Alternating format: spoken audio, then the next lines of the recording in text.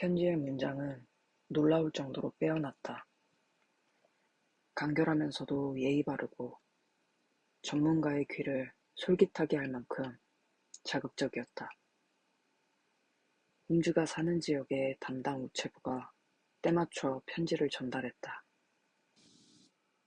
그날 저녁 한 손에는 진귀한 받침잔을 들고 호주머니에는 가짜 명함을 넣은 채 나는 모험에 나섰다.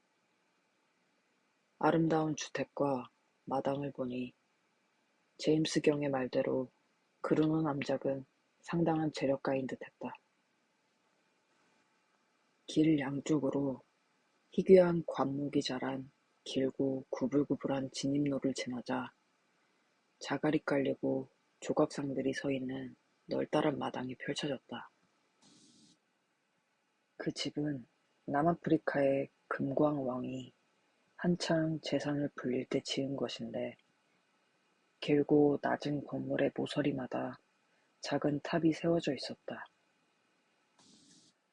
건축학적으로는 악몽이라 할 만한 집이지만 규모와 견고한 만큼은 인상적이었다. 주교의 벤치에 앉아도 어울릴 법한 집사가 나를 집 안으로 맞이해서 화려한 옷을 입은 하인에게 인계했고 하인이 나를 그루노 남작 앞으로 안내했다. 그루노 남작은 창문 사이에 놓인 커다란 진열장 앞에 서 있었다. 앞이 트인 진열장에는 남작이 수집한 도자기들 중 일부가 진열되어 있었다. 내가 들어서자 남작은 자그마한 갈색 꽃병을 든 채 나를 돌아보았다. 앉으십시오, 의사선생. 남작이 말했다. 내 보물들을 보면서 하나를 더 추가할 여유가 있는지 생각하고 있었습니다. 7세기에 당나라에서 제작된 이 작은 도자기를 보면 선생도 관심이 생길 겁니다. 이렇게 정교하고 표면이 아름다운 도자기는 본 적이 없을 거라 확신합니다. 선생이 말씀하신 명나라 받침자는 가지고 오셨나요? 나는 조심스레 보자기를 풀어서 남작에게 건네주었다. 남작은 책상에 앉아서 날이 저문 탓에 램프를 끌어당기고 받침잔을 살펴보기 시작했다. 받침잔을 살피는 동안 노란 불빛이 남작의 모습을 비추어 나는 천천히 남작을 뜯어볼 수 있었다.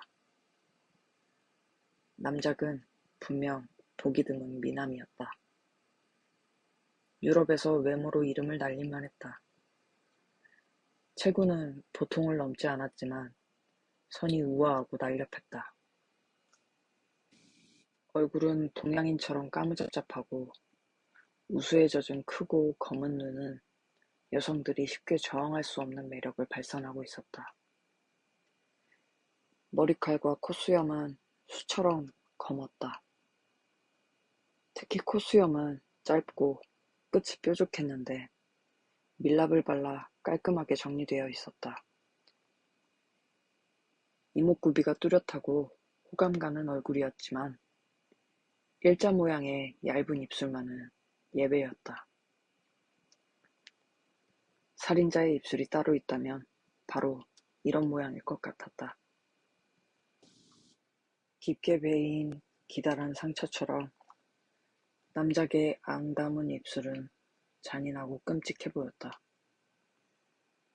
콧수염으로 얼굴을 가리지 않은 것은 실수였다.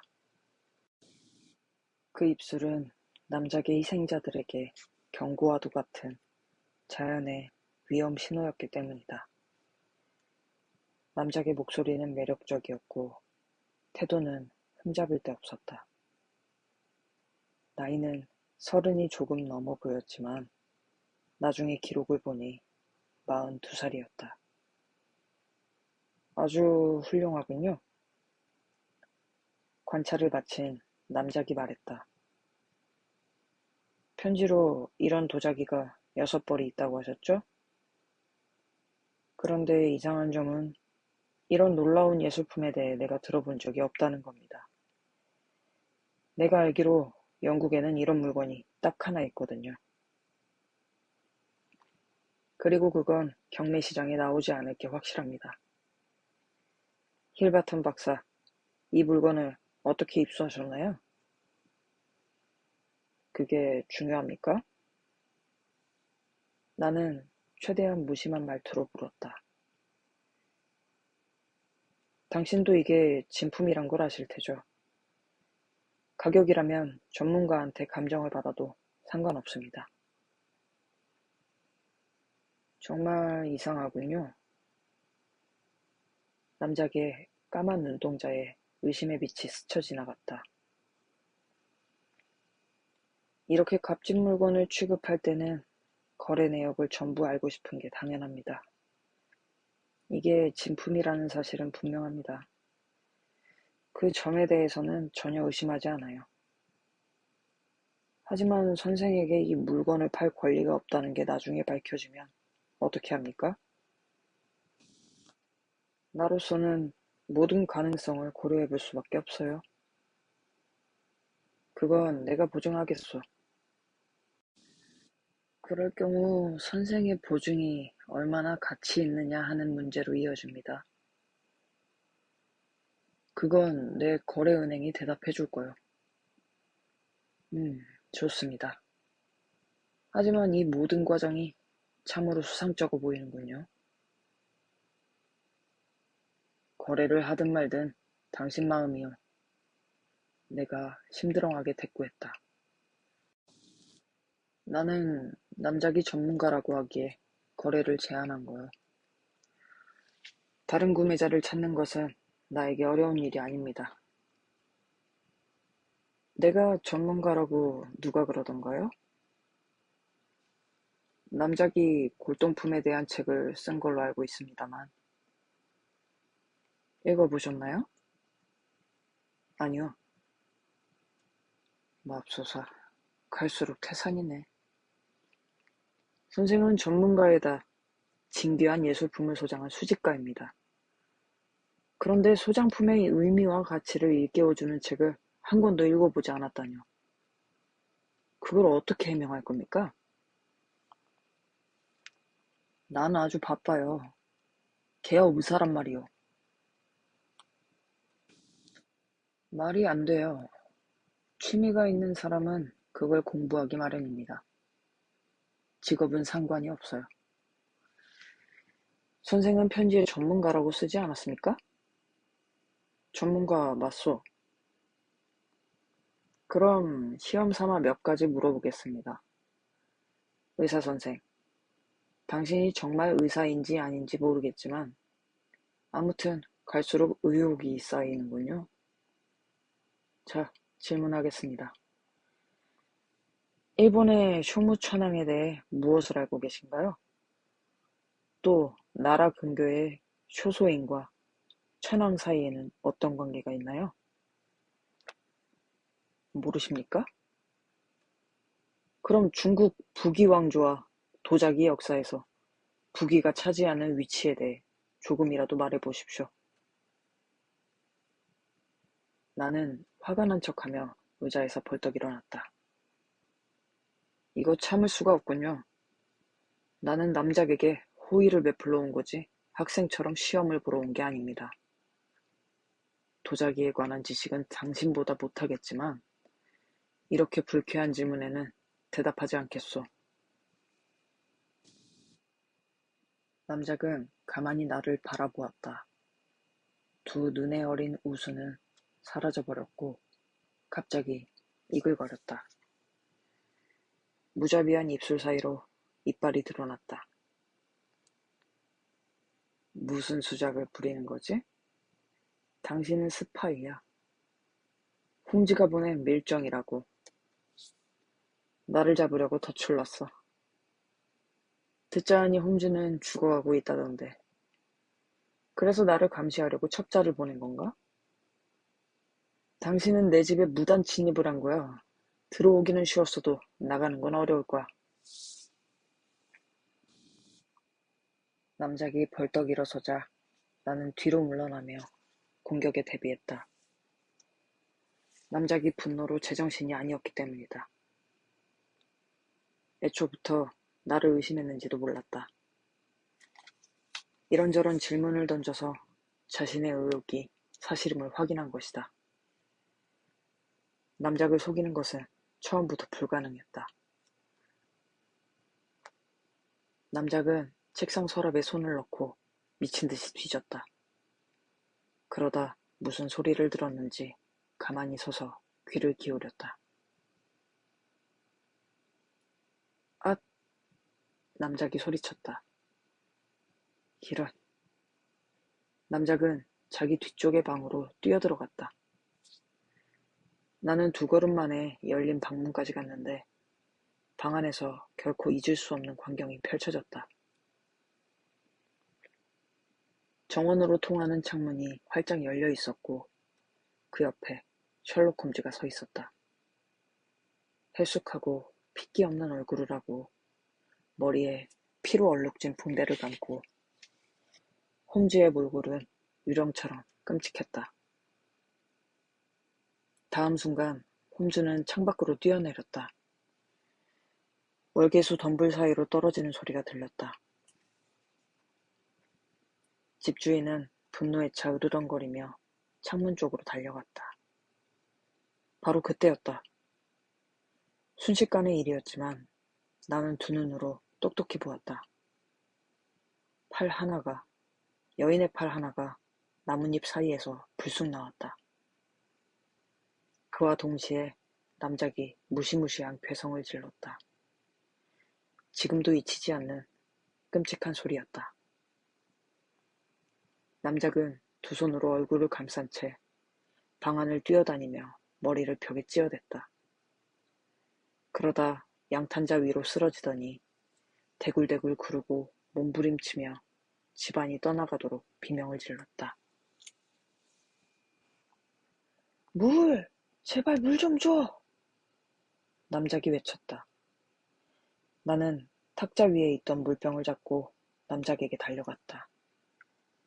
동시에 집사와 하인 몇 명이 홀에서 달려왔다.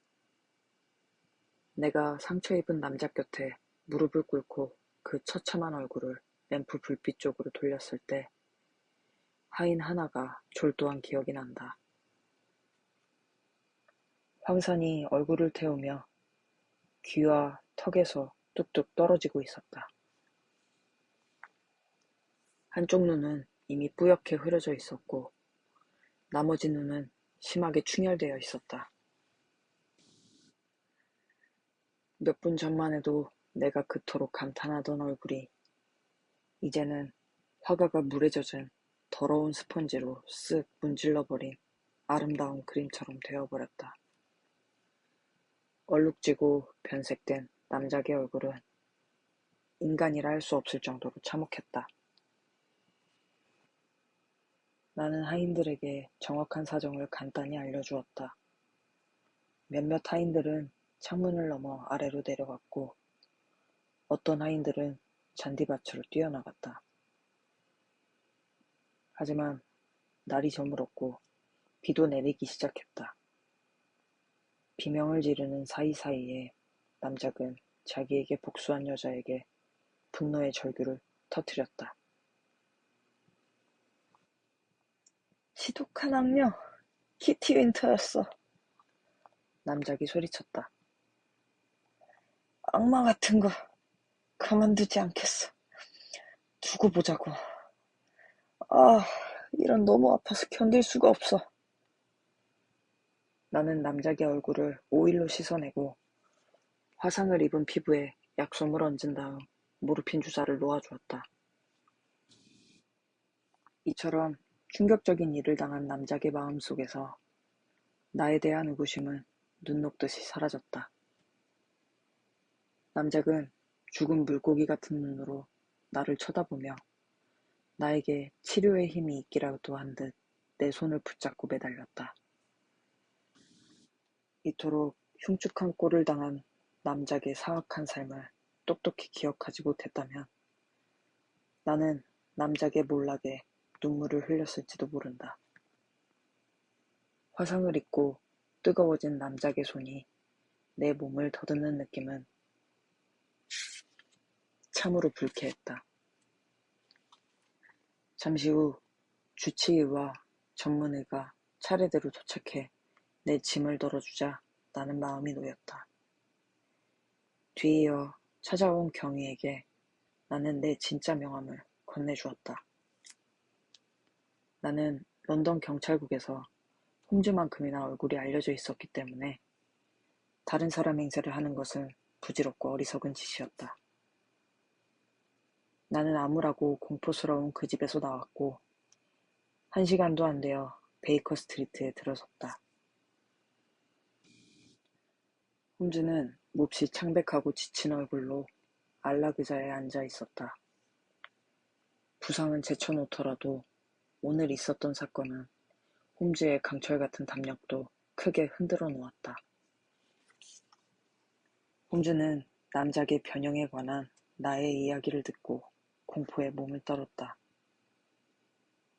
죄를 지은 대가야, 왓슨. 죄를 지은 대가라고. 홈즈가 말했다. 조만간 이렇게 될 일이었어. 너무 많은 죄를 저질렀으니까. 이렇게 말하고 홈즈는 탁자 위에 있던 갈색 책을 들었다. 키티 윈터 양이 말한 책이네. 이 책으로도 결혼을 막을 수 없었다면 아무것도 소용이 없을 거야. 하지만 이거면 될 거네. 그렇게 돼야 하고 자존심 강한 여성이라면 참을 수 없을 테니까. 남작의 연애 일기인가? 아니면 역정의 일기? 뭐라고 부르든 상관없네. 그 여자가 이 책에 관해 말하는 순간 손에 넣을 수만 있다면 치명적인 무기가 될 거라고 생각했어. 그때 내가 잠자코 있었던 것은 그 여자가 다른 데 발설할 수도 있기 때문이었네. 하지만 나는 한동안 이 책에 관해 곰곰이 생각했지. 그러다 괴한들에게 습격을 당한 후 남작이 나를 경계할 필요가 없다고 생각하게끔 만들 수 있는 기회를 얻었어. 일이 생각대로 흘러갔지. 좀 더 기다릴 생각이었지만 미국으로 간다는 소리에 손을 쓸 수밖에 없었어. 자신의 뒤통수를 칠 수도 있는 책을 두고 갈 리가 없기 때문이야. 그래서 바로 행동에 나서야 했어. 경보장치 때문에 밤에 훔치는 건 불가능했지. 하지만 남작의 주의를 다른 데로 돌릴 수만 있다면 저녁에는 기회를 잡을 수 있었어. 받침장과 함께 자네를 그 집으로 들여보낸 건 이런 뜻에서였네. 하지만 나는 책의 위치를 확실히 알아야 했어. 그리고 도자기에 관한 자네의 지식이 많지 않기 때문에 내가 행동할 수 있는 시간이 얼마 되지 않다는 것도 알고 있었지. 그래서 나는 마지막 순간에 윈터 양을 불렀어. 그 여자가 망토 속에 몰래 숨겨온 꾸러미가 뭔지도 나는 몰랐지. 그 여자가 나를 도와주러 온 줄로만 알았는데 자기 나름대로 꿍꿍이가 있었던 거야. 자네가 나를 보낸 걸 그자가 알았어. 그럴 줄 알았네. 하지만 자네는 책을 찾는 데 필요한 만큼 충분히 시간을 끌어주었어. 비록 들키지 않고 도망칠 수 있을 만큼은 아니었지만 아, 제임스 경 오셨군요. 반갑습니다. 우리의 예의 바른 친구가 홈즈의 연락을 받고 나타났다. 홈즈가 그동안의 일을 이야기하는 동안 제임스 경은 진지한 표정으로 경청했다. 실로 기적 같은 일을 하셨군요. 이야기가 끝난 뒤 제임스 경이 외쳤다. 하지만 왓슨 선생의 말씀대로 남작이 그렇게 끔찍한 상처를 입었다면 굳이 이 불쾌한 책을 이용하지 않아도 결혼을 막겠다는 우리의 목표는 이뤄진 겁니다. 홈즈는 고개를 저었다. 드머빌량 같은 부류의 여자들은 그런 식으로 처신하지 않습니다. 그 아가씨는 흉측해진 순교자를 더 큰 사랑으로 품을 거죠. 우리가 파괴해야 하는 건 남작의 신체가 아니라 정신적인 측면입니다. 이 책은 드머빌량이 남작의 실체에 눈뜨도록 도와줄 겁니다. 다른 것으로는 할 수 없는 일이죠.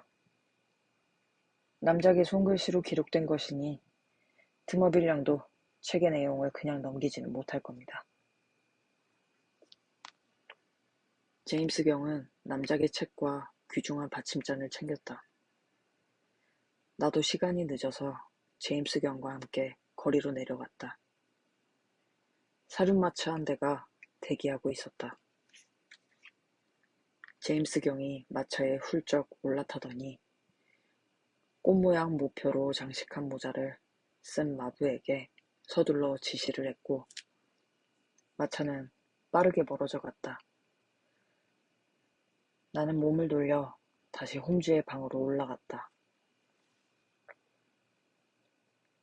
우리의 의뢰인이 누군지 알아냈다네. 나는 큰 소리로 외치며 놀라운 소식을 알렸다. 그러니까 홈즈 그건 의뢰인은 장군의 충실한 친구이자 기사도를 아는 신사지. 홈즈가 손으로 말을 막으며 말했다. 우리에겐 그 정도로 충분하네. 나는 남작의 더러운 행적이 담긴 책이 어떻게 쓰였는지 아는 바가 없다. 제임스 경이 알아서 했을 것이다. 어쩌면 그 미묘한 문제가 드머빌 양의 아버지에게 맡겨졌는지도 모른다. 어쨌든 효과는 매우 만족스러웠다. 사흘 후 모닝포스트 신문에 아델베르트 그루너 남작과 바이올렛 드머빌 양의 결혼이 취소되었다는 기사가 났다. 같은 신문에 황상공격이라는 중범죄를 지은 윈터 키티 양에 대한 직결 재판소의 첫 공판 소식이 실렸다. 다들 기억하겠지만 이 경우 정상이 참작되어 그러한 범죄에 대한 가장 낮은 형량이 선고되었다. 셜록 홈즈는 절도죄로 기소될 뻔했지만 의도가 선량하고 의뢰인이 워낙 저명한 덕분에 엄격한 영국 법원조차도 인간적이고 융통성 있는 모습을 보였다. 내 친구는 아직까지 피고석에 서본 적이 없다.